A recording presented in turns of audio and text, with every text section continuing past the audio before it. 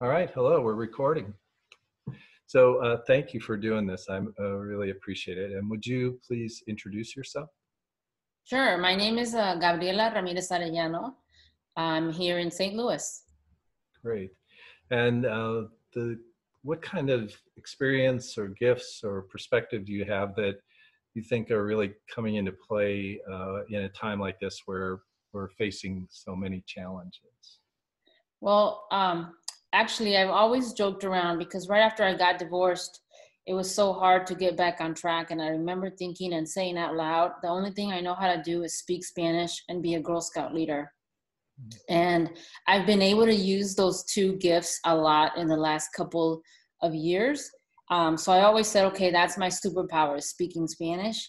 I have really been able to use that in the last couple of weeks, just because language access is a big issue just in general for any population that doesn't speak English, which there are a lot of, but especially in a crisis like right now where people don't know. If they have businesses, they don't know what resources are available. I'm just reminded constantly, and I spoke with someone earlier today about the Flint water crisis.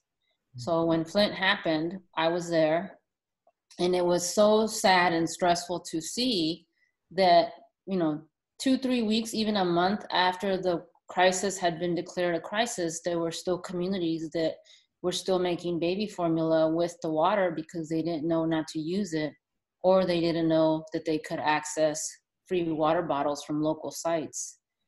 So I had an opportunity to participate with that and really saw it firsthand. And it's kind of what I'm seeing right now, where the governor, the state, the city, the county, the health department is putting out information, but it's all in English. Mm. And so communities don't know not to go outside. They don't know that the parks are closed. They may not understand how the virus is transferred. So besides the fact that English is not their first language, it's also a health risk to all the rest of us. If other people don't know the things that they're supposed to be doing to keep us all safe. And when we talk about community responsibility, it takes everybody that's here to keep us safe. So definitely been using that superpower a lot lately and very grateful to have it. And excited to be able to provide information, much needed information, as well as being an advocate, not just for my language, which is Spanish, but all languages. Mm-hmm. So what bit of advice would you have for people as they're sorting through how to continue to cope with the challenge and all of the unknown? I definitely say stay inside if you don't have a reason to go out. Sometimes I feel it's kind of surreal. You don't feel like really anything's happening. But as cases closer and closer to you are affected or you hear about them, it definitely is scary. So my first thing is stay inside, enjoy the opportunity. We always say, we've all said we wish we could work from home. Here's our chance to really test it out and enjoy it. And take care of yourself and your family. I think it's really important to do that, to look inside, but also to use your superpowers, whatever they may be, to help other people. Some people are making phone calls to the elderly now that we have more time. So be of service.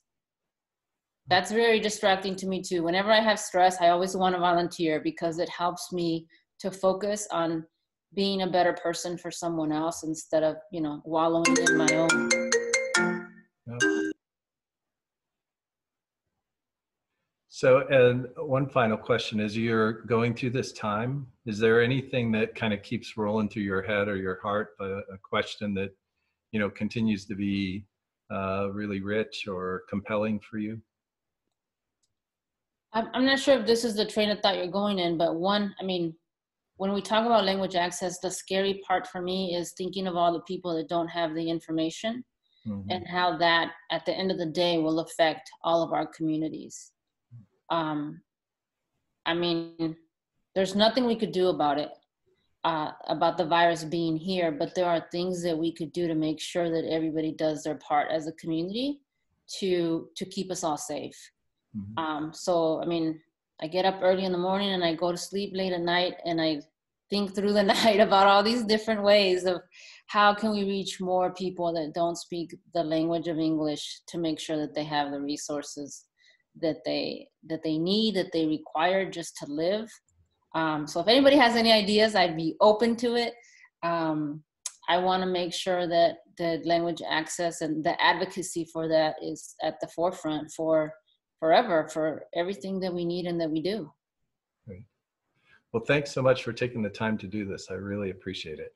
Oh, no, thank you. This is an exciting and a great opportunity to do this. So thank you so much.